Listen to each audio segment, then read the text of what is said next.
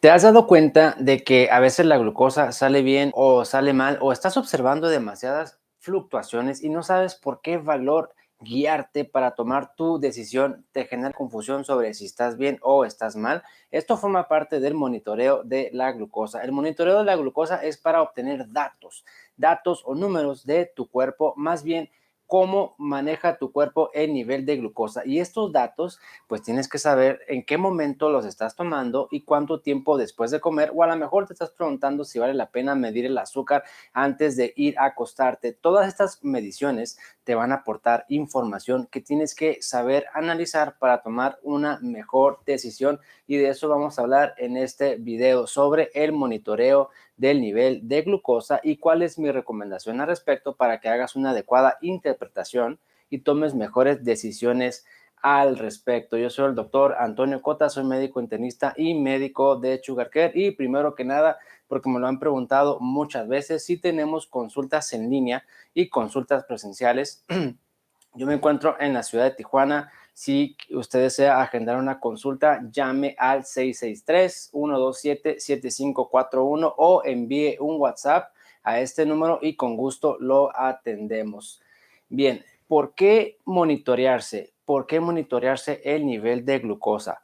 Simplemente porque es la única forma de saber si estamos bien o estamos mal controlados. Podemos guiarnos por los síntomas, por el nivel de colesterol, si estamos o no bajando de peso, cómo nos sentimos, pero la verdad es que la única forma, y todos van a estar de acuerdo, de saber si nuestro azúcar está bien o está mal es checando el nivel de glucosa. Es la única forma, y por eso es bien importante monitorear de alguna forma con el glucómetro, la hemoglobina glucosilada o con los sensores que te miden el azúcar en tiempo real. Los síntomas nos pueden engañar, porque esto lo digo porque hay muchas personas que dicen, yo sé cuando el azúcar me sube porque siento tal, y yo sé que el azúcar ando bien porque me siento de tal forma. Y puede ser que sí, pero esos síntomas pueden ser engañosos. Esos síntomas pueden ser por otro problema, pueden ser reflejo de otra enfermedad y no necesariamente son un indicador de que estemos bien o estemos mal del nivel de glucosa. Obtener datos, ver el nivel de glucosa, esto nos va a ayudar a conocer mejor nuestro cuerpo, pero tenemos que saber, como lo dije anteriormente, esos datos son en ayuno, esos datos son antes de comer, son 2 horas después de comer o son en la noche, para poder hacer un adecuado análisis y una adecuada interpretación de esos valores. Como le pregunté o me comentó un paciente el día de ayer, me dijo, doctor, es que mis números están así en la mañana y en la noche están así. Le digo, a ver, enséñame tu registro. No, doctor, es que, ¿por qué no me cree? No, es que no le quiera creer. Es que al ver todo el patrón, todos los números de una semana, 2 semanas o un mes, uno va detectando tendencias, uno va detectando patrones y uno va detectando a lo mejor otros datos indicativos de algún otro problema que, viendo únicamente los números, puede que no sean muy evidentes, pero analizando y considerando otros factores podemos obtener muy buena información de ese monitoreo del nivel de glucosa.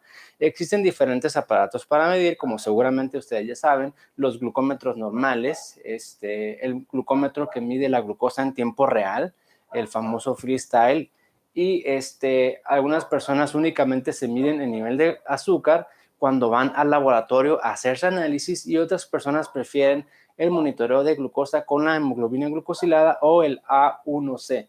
El A1C es muy bueno, nos dice el promedio del nivel de glucosa de los últimos 3 meses.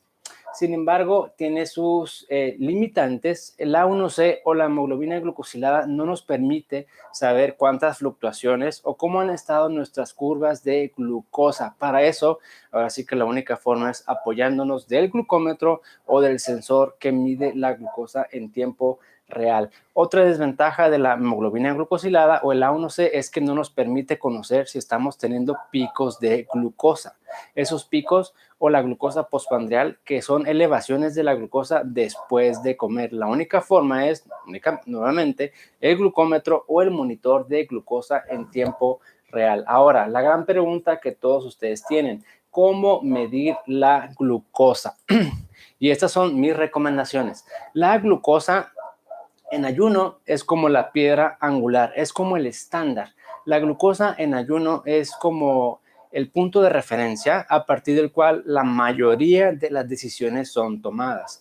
Así que esta debe ser la base, entre comillas, le digo entre comillas porque no debería ser la única medición. Si bien es bien importante que al inicio del proceso, sobre todo cuando la glucosa está muy descontrolada y la diabetes está extremadamente descontrolada, esto es lo primero que tenemos que corregir, la glucosa en ayuno. Es sumamente difícil que una persona con azúcar de 200, 250 pueda controlar bien su glucosa después de comer.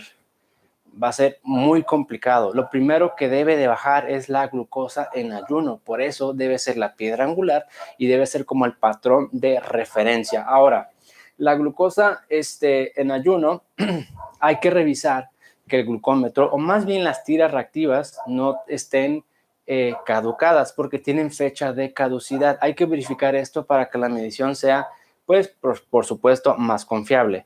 Ahora, medir el azúcar en ayuno, hay que ponernos a pensar, ¿lo estamos realizando justo al despertarnos?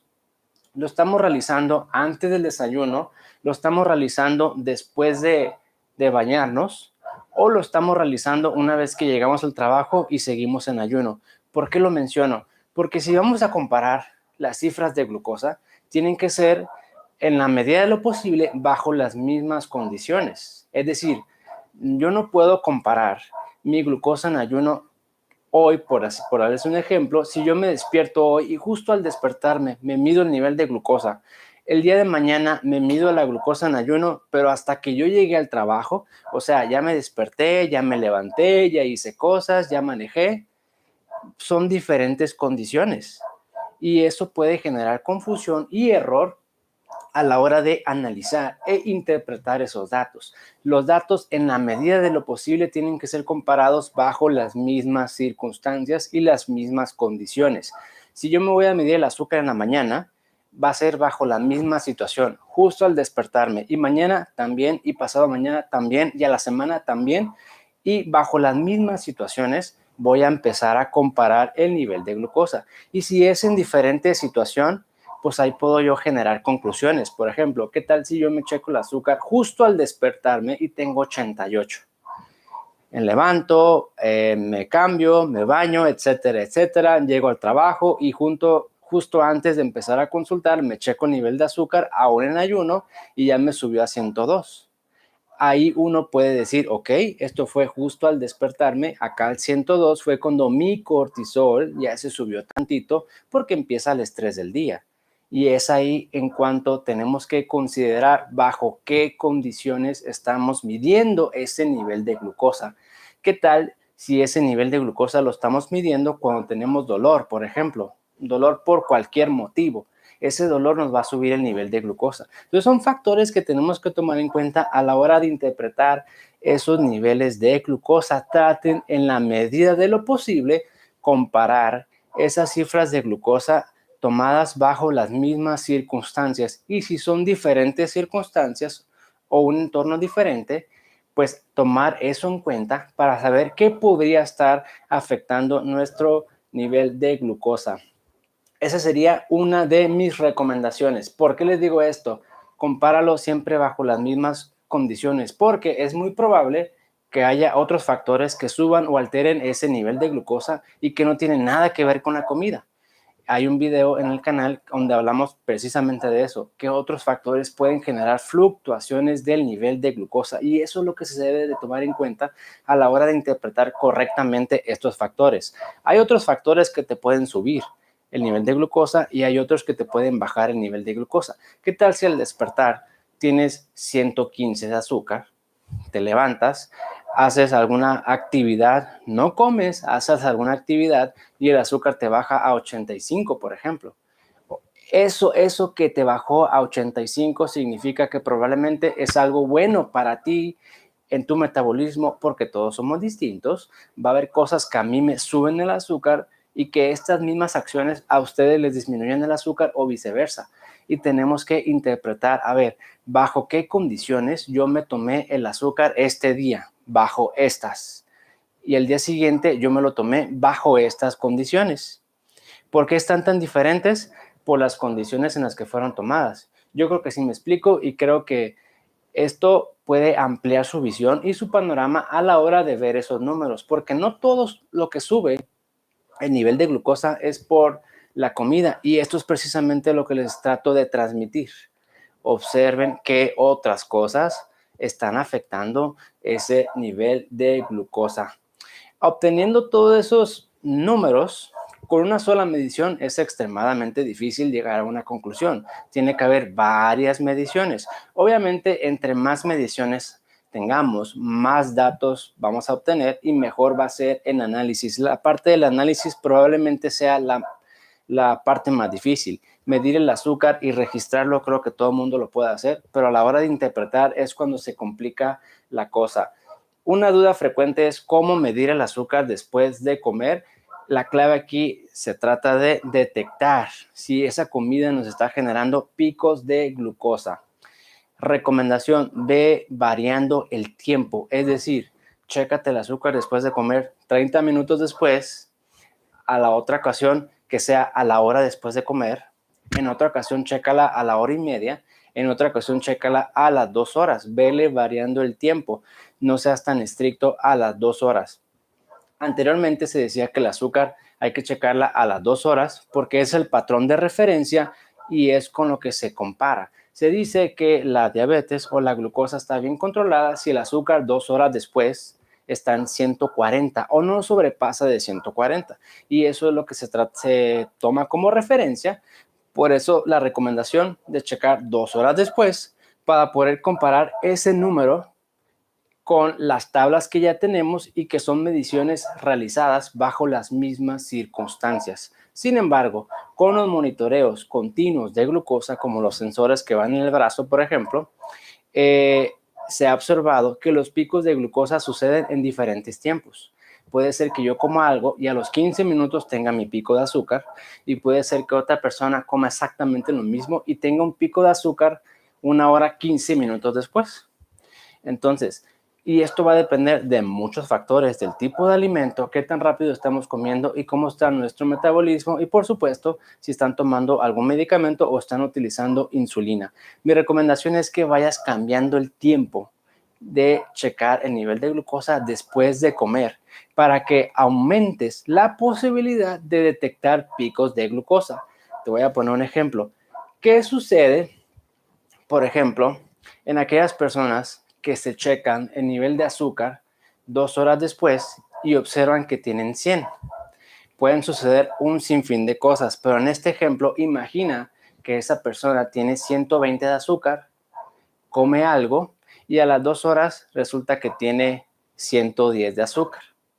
Podríamos pensar, viendo únicamente esos dos números, que lo que comió no le genera un pico de azúcar porque está prácticamente igual. Pero ¿qué tal si ese azúcar que él tenía 120 en este ejemplo, después de comer, le subió a 190, 15 minutos o 20 minutos después de comer, y a las 2 horas ya le bajó a 110? Entonces podríamos no estar detectando ese pico de azúcar. Eso sucede muy comúnmente en personas que comen algo y sienten que ese algo les está bajando el azúcar. Es decir, ¿qué tal si tenemos el azúcar en 130? Comemos algo y a las 2 horas nos revisamos y nos bajó a 85. Podríamos llegar a la conclusión errónea de que esa comida nos está bajando el azúcar. Y esto lo digo porque hay mucha mala información por ahí que dicen, esto te baja el azúcar. No, que come aquello porque te baja el azúcar. No, que hace esto porque te baja el azúcar. Lo que podría estar pasando, y es una posibilidad, es que estás teniendo una hipoglucemia reactiva. Hipoglucemia reactiva, de la cual hablamos también en otro video, es tener 130 de azúcar, un ejemplo, tener 130 de azúcar, comer algo y que ese algo te genere un pico de azúcar y que tu páncreas suelte mucha insulina y que tengas un bajón de azúcar más allá del nivel de cuando iniciaste a comer. En este ejemplo teníamos 130 al empezar a comer y terminamos con 85. Bajó mucho tu nivel de azúcar y eso puede que no sea necesariamente algo saludable. Que algo te baje así tendría que ser naturalito, de 130 a 85, pero si pasa por el pico de azúcar, quiere decir que algo no está bien, porque estás forzando tu páncreas y se está liberando mucha más insulina, y esos picos de insulina a la larga te van a generar más resistencia a la insulina.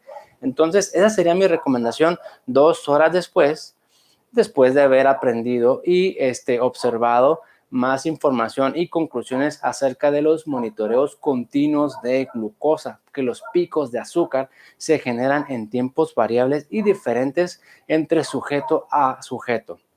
Entonces, creo que la pregunta ahí queda aclarada. ¿Cuánto tiempo después me lo tengo que revisar después de comer? Vele variando el número si únicamente tenemos el glucómetro. Por supuesto que a veces la única forma más confiable de saber si estamos teniendo o no picos de glucosa o hipoglucemias reactivas, pues es el sensor, del cual vamos a hablar en otra ocasión exclusivamente de estos monitoreos continuos de glucosa. Ok, ahora, volviendo al tema de la malinformación, van a encontrar ahí que hay verduras que bajan el nivel de azúcar, jugos, por ejemplo, o ciertos alimentos que te pueden generar bajar el nivel de azúcar. Si bien esto es cierto, sobre todo si estos alimentos o sustancias activan o estimulan el efecto incretina, que el efecto incretina es la forma natural que tenemos los seres humanos de controlar y bajar nuestras glucosas postprandiales. Si esos alimentos, que el número 1 por excelencia es el aceite de oliva extra virgen, si eso nos estimula el efecto incretina, perfecto, porque no estamos forzando al páncreas a liberar más insulina, sino que estamos controlando nuestro nivel de azúcar mediante otras vías. Pero si ese alimento te baja el azúcar a expensas de un pico de glucosa, pues entonces no es lo más saludable. En estos escenarios hay que ponernos a pensar, a ver, yo tenía 130, 2 horas después tengo 80. No debemos sacar la conclusión de que eso nos está bajando el azúcar de manera saludable, no. Lo primero que tenemos que hacer es descartar picos de glucosa, y si únicamente, volvemos al punto, tenemos acceso al glucómetro, mídelo en diferentes tiempos. 15 minutos después de comer, 30 minutos, 45, hora y media, vele variando en diferentes ocasiones, en diferentes días, y ve si eso te está generando o no un pico de glucosa. Ahora, medir la glucosa en la noche puede ser útil por diferentes motivos. La principal razón es para ver la actividad que tienes de cortisol, o más o menos medir de forma indirecta el ritmo de secreción de cortisol.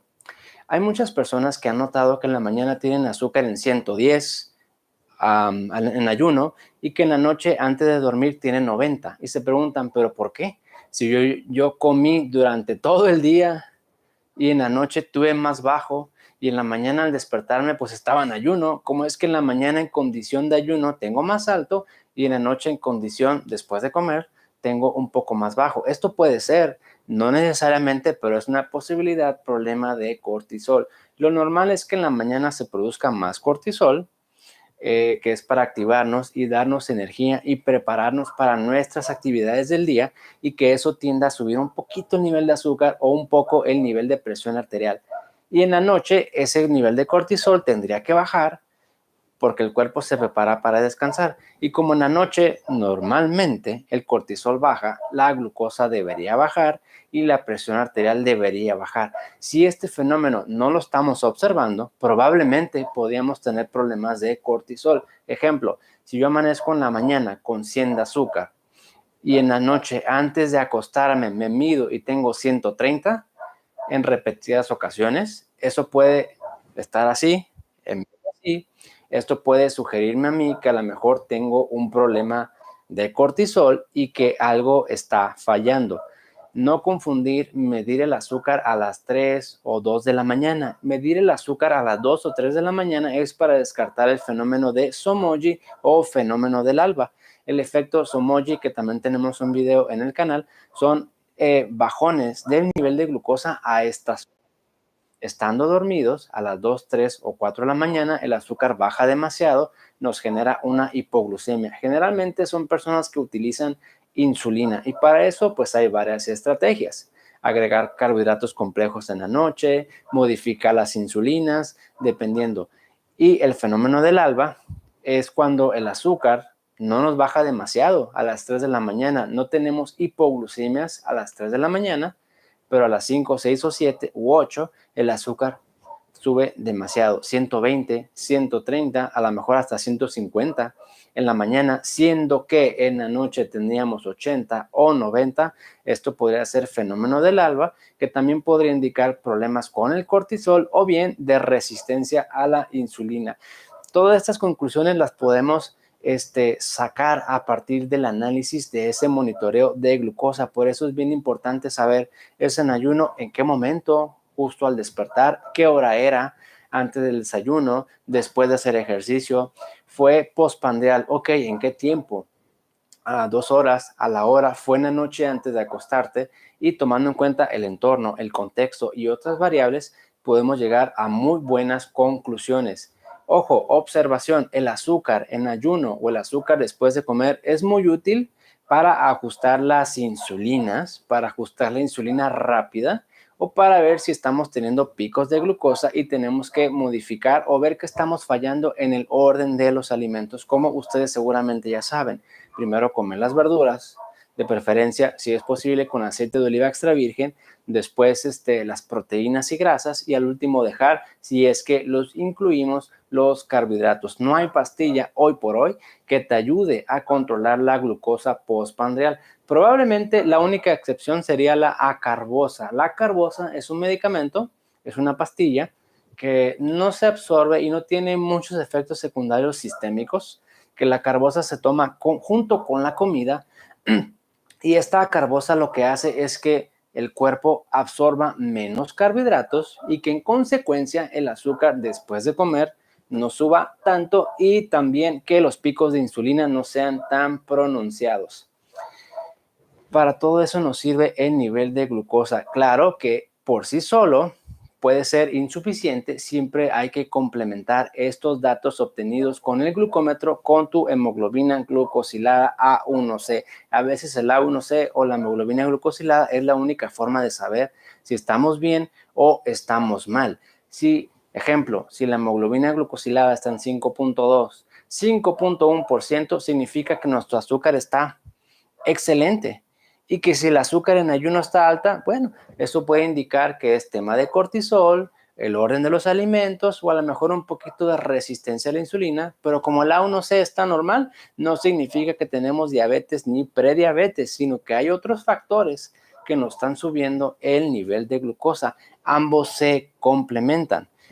Por eso es sumamente importante combinar esta información, medir la glucosa de vez en cuando en diferentes circunstancias, analizar todos los factores que podamos tomar en cuenta para llegar a una adecuada interpretación y compararlo con tu hemoglobina glucosilada o el A1C.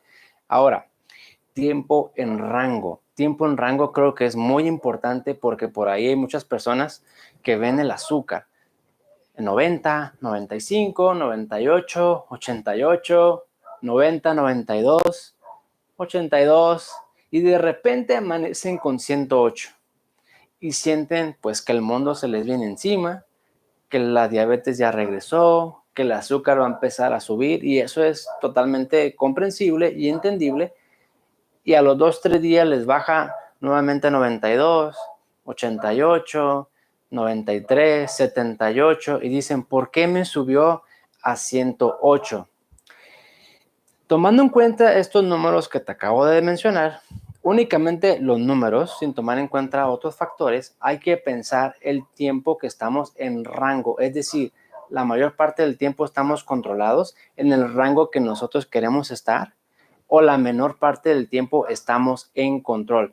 Ejemplo, si la mayor parte de las veces, un 90% o el 95% de las mediciones que nosotros realizamos, estamos en valores que queremos, se dice que estamos en rango, y cada quien va a determinar su meta. Hay personas, por ejemplo, que tienen 300 de azúcar o 400, tal vez la meta es bajar a 180 y ese sería su rango. Hay personas que tienen azúcar de 150 y quieren bajar, y tal vez la meta sería a menos de 100. Cada quien va a determinar y establecer su meta y objetivo según las circunstancias y el grado de descontrol en que se encuentren. El punto es que la mayor parte del tiempo tenemos que estar controlados. 90, 95 es excelente. 80, 85% del tiempo salimos bien, aceptable y es bastante bueno. Pero si el 70% del tiempo, el 50 o el 30% del tiempo salimos bien y las demás mediciones están fuera de rango, fuera de donde queremos estar, pues entonces estamos hablando de un descontrol.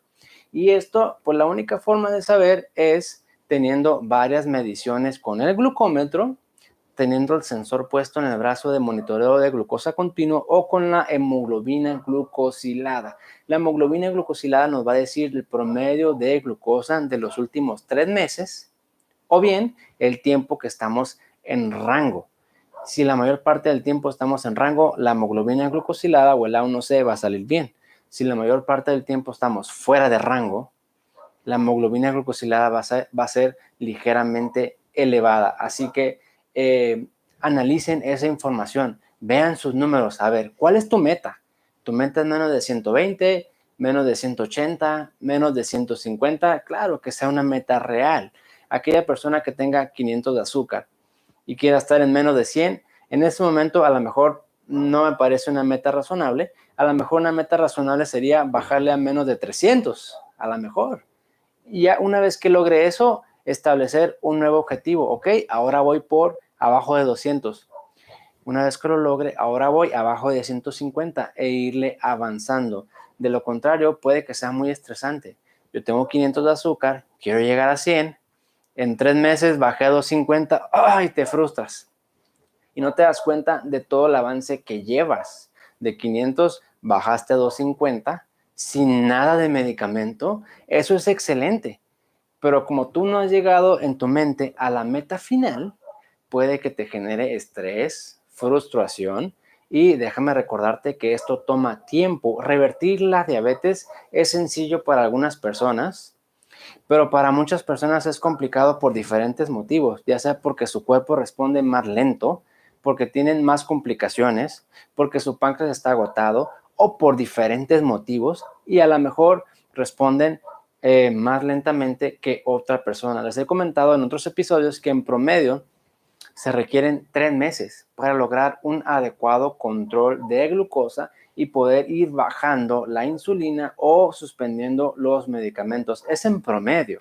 Promedio. Hay algunas personas que es más rápido y hay algunas personas que es más lento. Entonces, piensen el tiempo que están en rango. Vean sus parámetros, ya sea que los anoten en alguna hoja, alguna libreta o bien el mismo glucómetro o en el teléfono, según sea el caso, vean los números y pónganse a pensar, ¿bajo qué condiciones me salió este número? ¿Bajo qué condiciones me la medí y me salió así? Y vean el panorama completo, no vean una cifra propiamente, agarren la hoja o el glucómetro o lo que sea, háganse poquito para atrás y vean todos los números y traten de detectar patrones. Algo muy útil es que empiecen a hacerle anotaciones extra. 15 minutos después de comer, 2 horas después de comer, aquí me comí una manzana, aquí me comí tal, aquí estaba en ayuno, aquí estaba en ejercicio y van a empezar a ver factores o tendencias que a lo mejor no han analizado y no han observado. Y a lo mejor ahí está la respuesta de qué les está bajando el azúcar y qué es lo que necesitan para revertir por completo esa diabetes. La única forma es midiendo tu nivel de azúcar en varios momentos del día, como lo acabo de comentar previamente, complementalo con tu hemoglobina glucosilada y empieza a preguntarte, no todo es la comida, empieza a involucrar y tomar en cuenta otros factores. Empieza a tomar en cuenta que a lo mejor es el estrés, el ejercicio o el sedentarismo. Empieza a pensar que a lo mejor es el cortisol, a lo mejor es inflamación y entre más piezas traigas al juego, probablemente va a ser mejor el análisis que hagas de este monitoreo. Espero no haberte confundido con este tema del monitoreo. Creo que puedes tomar algunas cosas buenas por las cuales seguramente muchos de ustedes están pasando y espero que el monitoreo ahora sea con mayor conciencia. El monitoreo de glucosa no es únicamente para ver el número, por supuesto que no. El número por sí solo no me sirve absolutamente para nada. el número tiene que considerarse y analizarse bajo lo que le rodea a esa cifra. ¿Por qué tenemos 130? Y pónganse a pensar, ¿pero por qué? Efecto incretina, resistencia, páncreas, medicamentos. ¿Acaso un suplemento me la está subiendo? ¿Acaso es el jugo? No estoy cuidando el orden de los alimentos, es el estrés, no dormí bien. Traigan todo a la mesa y analicen y vean, traten de detectar tendencias. Para eso es el monitoreo. Claro que estamos hablando de una persona que no utiliza insulina. Cuando se está utilizando insulina, el monitoreo de glucosa nos puede servir para ir ajustando la insulina. Ajustar me refiero subirle, bajarle, cambiar por otra insulina, cambiar de insulina lenta a intermedia o rápida, dependiendo. Si no estamos utilizando insulina, es probable que nos ayude para ajustar otros elementos. Yo soy el doctor Antonio Cota, soy médico internista. Espero no haberlos confundido con este tema y haber podido transmitir mi mensaje sobre esta glucometría, porque es mucho más que únicamente ver el número. Hay que ver el número tomando en cuenta todo lo que puedas tomar en cuenta para llevar una adecuada interpretación y análisis de la circunstancia. Bien, me encuentro yo en la ciudad de Tijuana. Les mando un saludo a todos y ahora vamos a pasar al chat a leer las preguntas que pudieran tener acerca del tema o acerca de la diabetes. Ok, Rubén Vivas, Francisco Rosales se unieron al canal. Ahí les escribí por WhatsApp. Manden un número al 663-127-7541 para darles la liga y que tengan acceso al grupo de WhatsApp. Igualmente, Irma Becerril y seguir ahí la comunicación a través del WhatsApp. Ok, Rubén Gallinger dice: siempre amanezco con glucosa arriba de 120 y luego durante el día baja, la postprandial me da menos de 100. Ok, eso es precisamente lo que les comentaba. Hay que analizar bajo qué circunstancias estamos analizando esa glucometría. Por ejemplo, glucosa al amanecer, supongo que es en ayuno, arriba de 120. Chécatela en la noche. Si en la noche sigue estando igual antes de dormir, 120, 130, probablemente sea tema de cortisol. Así que presta mucha atención. Si el azúcar en la noche le salen 80 a 90, a lo mejor no es el cortisol, a lo mejor tiene un poco de resistencia a la insulina y por eso el azúcar está amaneciendo de esa forma. Mercedes López, gracias y espero que le haya gustado esta información. Francisco Rosales, lo que le comento, mande un mensaje. Ok, seguimos entonces aquí en las preguntas que tengan. Jacinto Gutiérrez, como siempre, puntual, me da mucho gusto. Espero se encuentre usted muy bien. Lisbal Torres, igualmente le mando un saludo. José Eribés. Gracias por sus palabras y espero que estas recomendaciones lo orienten, porque a veces, y me lo han dicho mucha gente, y yo mismo lo he vivido, nadie me lo tiene que contar, el sistema médico a nivel mundial tienes azúcar, diabético, sin pensar, sin analizar, sin tomar en cuenta que esa noticia puede calar, puede doler y puede afectarte en gran medida. Entonces, precipitarnos con el diagnóstico se ha vuelto la norma. La norma. No sé si sea por naturaleza humana que el dar malas noticias sea una tendencia y sea natural, o bien sea algo aprendido. Pero aquí el punto es que el sistema médico desafortunadamente es únicamente ver los números sin tomar en cuenta el contexto, que es precisamente de lo que les estoy hablando. Hay que hacer la glucometría, ver los números, pero también analizar el entorno, bajo qué circunstancias se está obteniendo esa cifra, qué factores pudieron haber influido en ese número. Lamentablemente esto no se hace en la consulta. Ver número alto es igual a diabetes, lo cual es igual a la metformina, glipicida, y si está muy alto es igual a insulina sin ningún análisis. Yo creo que ahí es momento de analizar. Con tanta información que tienen ustedes a la mano y disponibles, ahora comiencen a ver sus números de una forma diferente. haciéndose hipótesis, preguntas, dudas. Empiecen a dudar de lo que ustedes están haciendo efectivamente sea lo correcto, porque muchas veces pensamos o damos por hecho que lo que estamos haciendo es lo correcto y a veces esto no es así y no es absolutamente nada malo, es simplemente cuestión de análisis y cambiar nuestra forma de pensar poco a poco. Gracias, Cruz, por sus palabras, que nos manda un saludo desde Santo Domingo, República Dominicana. Gracias, José Heribés, nuevamente por sus palabras, que nos saluda desde Chihuahua, Chihuahua. Gracias y qué bueno que le encuentre usted utilidad y que le haya sido de gran ayuda estos comentarios y estas recomendaciones. Laura Flores, gracias por sus palabras. Chispita dice, yo no me checo la glucosa. Dice, me la checo, el doctor tenía 140 en ayunas, seguí sus instrucciones y el 8 de agosto la bajé a 113. Excelente, Chispita. Recomendación.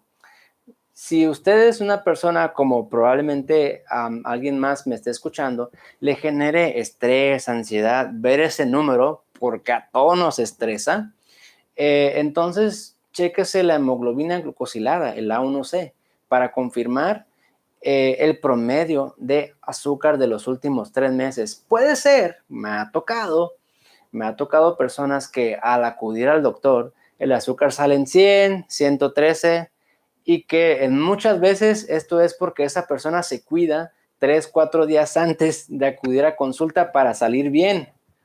Y una vez que el doctor le dice, 110, perfecto, todo está bien, se descuidan. Y nuevamente repiten la misma fórmula. Unos días antes de la consulta se empiezan a cuidar para salir bien. Y esto pues es engañarnos a uno mismo, ¿no?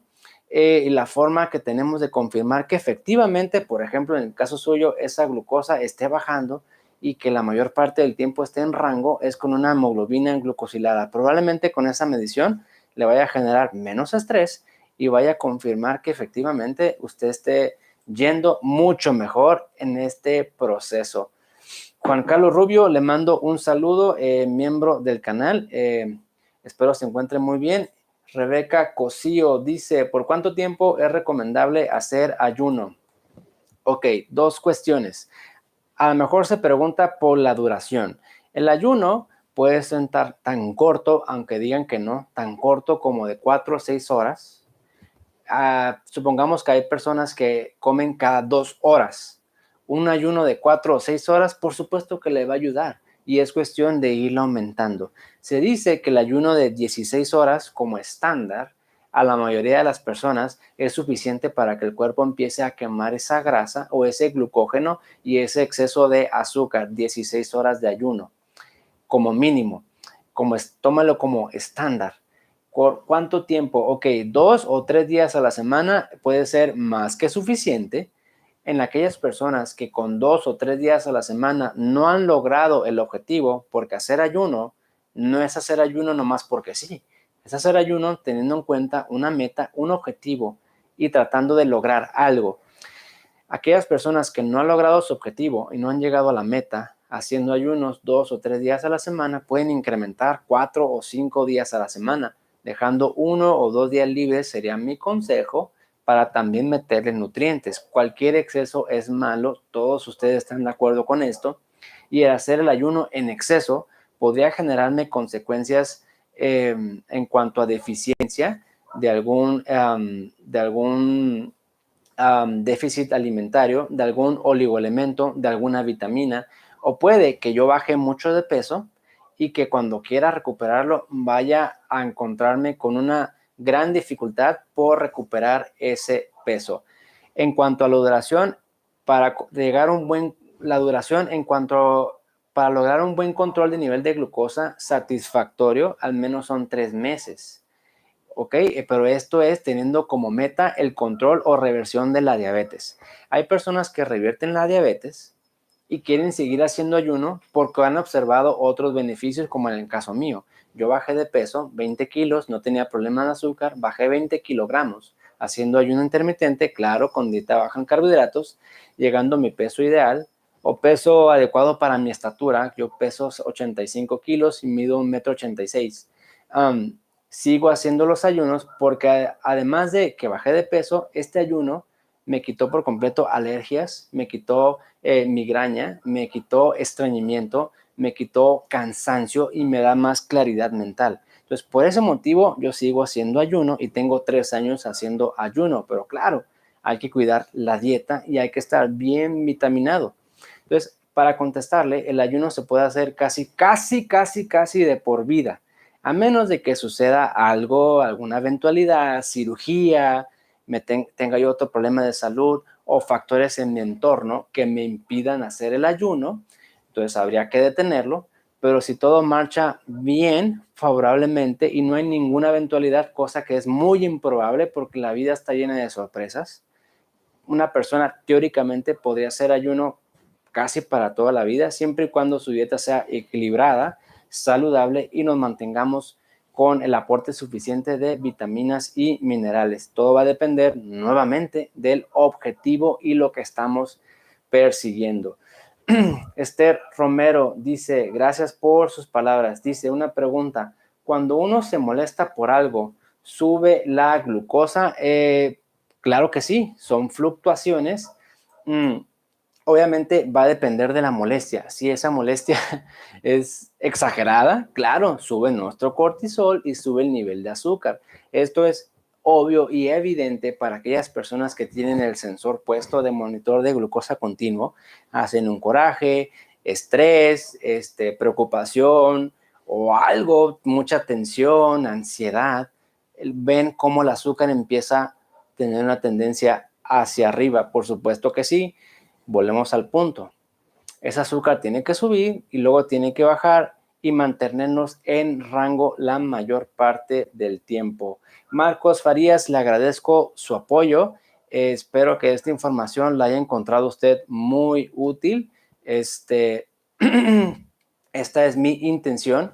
Recomendaciones o tips que a veces son difíciles de encontrar y yo trato de darle una perspectiva, un ángulo diferente a esta información que le sea sencillo. Trato de presentarles la información lo más digerida posible y en bandeja de plata para que ustedes puedan sacarle provecho a estas recomendaciones. Nuevamente, señor Marcos Farías, por su apoyo y contribución. Le mando un saludo y espero que se encuentre usted muy bien. Ok, seguimos. Señor Rey David Luna dice, buenas noches, doctor. Una aclaración para checar la glucosa después de comer. ¿Es 2 horas al empezar a comer o 2 horas al terminar de comer? 2 horas después de terminar de comer sería mi consejo. Si piénsalo de esta forma, si usted se checa el azúcar, puede ser de cualquier forma. Aquí nos va a dar información diferente, ¿no? Si usted se checa el azúcar 2 horas después de empezar a comer, puede que no cheque el pico máximo de azúcar. No sé si me explico. Si se checa el azúcar al terminar de comer, quiere decir que ya metió usted todos los carbohidratos, todas las proteínas, todas las grasas y que todo en conjunto usted va a medir el pico de azúcar. Si se checa el azúcar al empezar a comer, pues a lo mejor únicamente le han metido 10 gramos de carbohidrato y eso es lo que va a medir usted, pero no va a medir la totalidad de los nutrientes ingeridos. Insisto, se lo puede revisar de la forma que usted quiera y al tiempo que usted quiera. Lo que tiene que comparar es, si se va a volver a medir de esa forma, comparar esas cifras bajo las mismas circunstancias. Si usted se va a checar el azúcar 2 horas después de terminar de comer, habría que comparar esa cifra 2 horas después de terminar de comer, bajo las mismas circunstancias. Si lo checa en diferentes circunstancias, pues probablemente vaya a encontrar diferencias y pueda llegar a conclusiones erróneas. Esa sería mi recomendación. Ok, seguimos entonces con la serie de preguntas. Ok, vamos a ver. Dice Aracelis Frías, doctor, tomo glipizide de 10 miligramos. Esto es muy malo, debo cambiar. Un glipizide de 10 miligramos, a lo que he visto, no es una dosis muy alta, porque hay gente que toma por ahí 3 glipicidas en la mañana y 3 en la noche, que cosa a mí me parece totalmente fuera de lugar y exagerado, pero por parte de los médicos que prescriben dosis exageradamente altas de este medicamento. A largo plazo es un medicamento que no le va a ayudar a revertir la diabetes. Puede ser que sea la dificultad para bajar de peso y puede que a largo plazo disminuya las células que produzcan insulina y que destruyan esta parte del páncreas. Por tal motivo, y así lo puede encontrar, que forma parte de los medicamentos que se llaman sulfonilureas, que disminuyen la reserva pancreática. A largo plazo yo no se lo recomiendo. Usado por corto tiempo, ok, puede ser aceptable porque le genera muy buen control de azúcar. Es decir, es de los medicamentos más fuertes que hay tomados para bajar el azúcar. Y esto hace que sea muy cómodo prescribirlo. Claro, yo como doctor prescribo estos medicamentos. Yo sé que son fuertes para bajar el azúcar, y el paciente al mes o a los 2 meses llega mejor controlado, él está contento, yo también estoy contento, no tengo que batallar, adelante. Pasan los años y ese páncreas puede verse afectado. Pasan los años y esa insulina, porque literalmente exprime al páncreas, empiezan las consecuencias. Hay personas por ahí que han tomado estos medicamentos por mucho tiempo, muchos años, y que cuando quieren tratar de revertir ya no pueden, porque esa reserva pancreática está muy disminuida y su cuerpo ha perdido capacidad para producir insulina. Esa sería la respuesta a la pregunta sobre este medicamento. María Cuellar dice,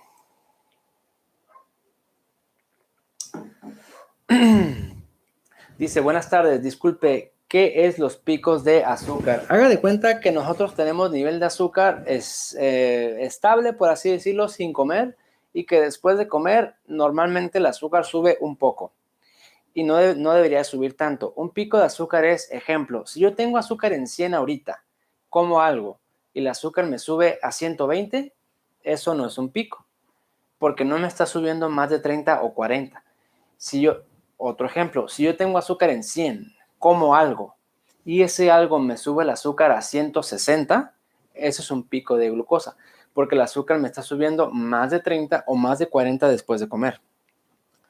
Que me suba el azúcar demasiado implica que el páncreas tiene que producir más insulina, más trabajo para ese páncreas. Entre más lo estemos forzando, pues va a terminar totalmente agotado, y si tenemos agotamiento pancreático, esta glándula deja de producir insulina y podríamos terminar con diabetes tipo 1, cosa que sucede a muchas personas porque pues esta información no la tienen a la mano. Esos son los picos de glucosa, y si estamos teniendo constantemente picos de glucosa, puede haber una serie de síntomas y una serie de complicaciones que de hecho hicimos una sesión exclusivamente de eso, que le invito a que lo vea. Lo tenemos ahí en el canal de YouTube para que se dé cuenta y tenga más información de estos picos de azúcar. María López dice, ¿cuánto sería lo normal de azúcar en las noches antes de dormir? Pues es que hay que tomar en cuenta el nivel de azúcar en la mañana. Ejemplo, si una persona amanece en ayunas con 250, yo espero que en la noche antes de dormir tenga 200, 190, una cosa así. Eso sería normal en términos de cortisol. Lo normal es que la mayor parte del tiempo nuestro azúcar esté en rango saludable, 100, 130, 80 tal vez, que va a depender de cada caso. Lo normal, el mensaje aquí es que en la mañana puede estar ligeramente más alto y en la noche un poco más bajo. Eso hablaría de que nuestro sistema de cortisol podría estar bien regulado. Lo anormal sería amanecer así y en la noche antes de dormir más alto. Eso sería anormal y podría ser una forma indirecta de detectar problemas de cortisol. Espero haberle contestado su pregunta. Ok, Elisa Martínez nos manda un saludo desde Oaxaca. Igualmente Jesús Cruzado le mando un saludo, espero se encuentre muy bien. A usted también, Orquídea y Eufemia Gil, gracias por sus palabras. Ok, vamos a ver aquí. Rebeca Cosillo dice, recomiéndeme un multivitamínico para no perder masa muscular, ya que tengo ayunos de 15 horas y haciendo más de 1 hora de ejercicio diario. Bueno, la principal fuente de vitaminas es la dieta, que tiene que ser saludable, equilibrada y bien balanceada. El multivitamínico, híjole, pues que va a depender de en dónde se encuentre usted. En México tenemos el Autrin 600, que tiene hierro, por ejemplo, o el Evervital, que es un muy buen multivitamínico. En Estados Unidos, por ejemplo, One a Day probablemente sea el más común y muy buena opción. Todo va a depender de dónde se encuentre usted. Por ahora les tengo esas opciones.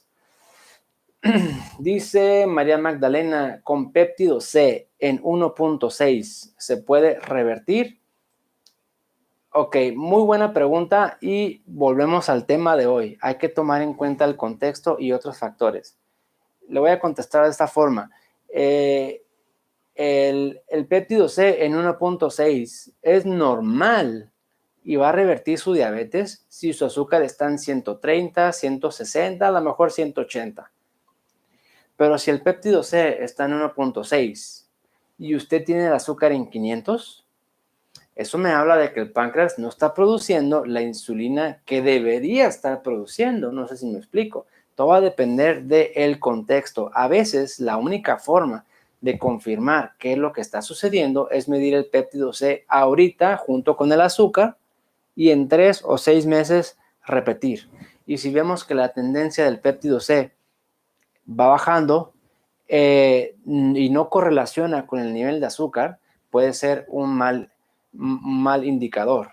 Si vemos que el péptido C baja, pero al mismo tiempo que el azúcar no representa ningún problema. Ejemplo, supongamos que una persona tiene azúcar en 500 y tiene el péptido C en 5.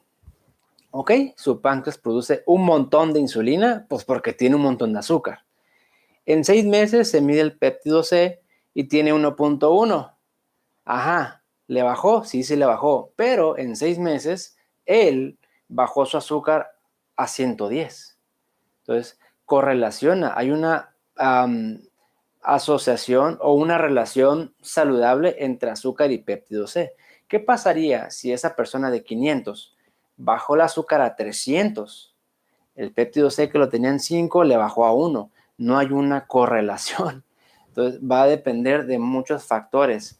De entrada, me podría atrever a decirle que a lo mejor sí lo puede revertir, porque honestamente no es un valor tan bajo. 1.6 es bastante aceptable, pero a lo mejor tomando en cuenta los factores que les estoy diciendo, podría cambiar de mi opinión y podría cambiar el pronóstico y la toma de decisiones. Rebeca Cosillo, dapaglifosina, ok, eso le va a acelerar aún más la pérdida de peso. Si usted ya bajó mucho de peso y ya controla mucho mejor el azúcar, a lo mejor es prudente suspender ese medicamento, a menos de que tenga problemas en los riñones, porque ese medicamento puede proteger un poco los riñones, proteger la nefropatía. Si ese es el motivo, probablemente sea conveniente continuarlo aún más. Pero si no hay problema de riñón, usted ya bajó de peso bastante, ya mejoró su azúcar bastante, ya está adaptada al ayuno intermitente y a la dieta baja en carbohidratos, probablemente sería prudente o momento de suspender esa pastilla. Bien, pues yo soy el doctor Antonio Cota, soy médico internista. El teléfono del consultorio 663-127-7541. Para llamadas o mensajes internacionales, primero tienen que marcar más 52 y luego el número. Consultas presenciales en Tijuana o en línea. Voy a finalizar la sesión del día de hoy. Espero haberles ayudado con ese tema del monitoreo de glucosa, y las preguntas que aquí me hacen en el chat creo que son bastante buenas porque dan mucho de qué platicar y me permite a mí y me genera más ideas y darles más consejos y recomendaciones acerca de laboratorios, medicamentos, suplementos, etcétera, etcétera.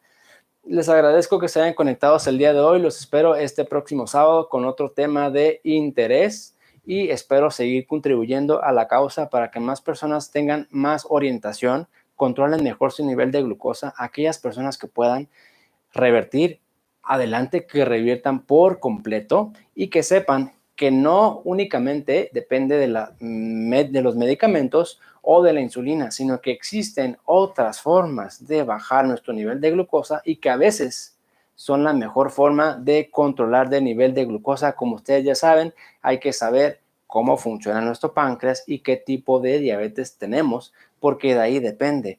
Y también depende porque hay muchas personas por ahí que les dicen que tienen diabetes cuando en realidad no tienen diabetes, tienen otros factores que les generan fluctuaciones del nivel de glucosa. Les mando un saludo desde Tijuana, Baja California, México. Los espero este próximo sábado y espero que esta información les haya gustado y les haya aportado más herramientas sobre este tema del azúcar. Cuídense mucho y los espero este próximo sábado. Hasta la próxima.